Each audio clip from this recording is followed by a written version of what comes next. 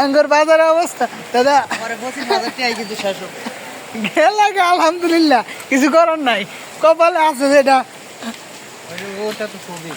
ওটা হবে।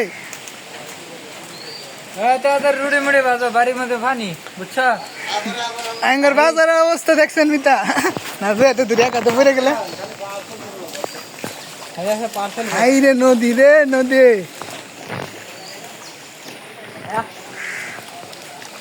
আঙ্গুর দোকান পানি দিয়ে নইরা গেল করে দিয়েছে।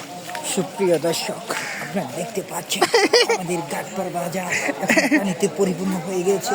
এখন আপনারা বলেন, আমাদের বাড়িতে ঘরে সব কিছুতে পানি, রান্না বান্না হয়নি। এখন আমাদেরকে আপনারা তাড়াতাড়ি সহযোগিতা করেন। যদি আমরা না পারি তাহলে আপনারা আমাদের অনেক বড় বিপদ হতে চলছে। আঙ্গুর বাজার শেষ, পানি তলিয়ে গেছে।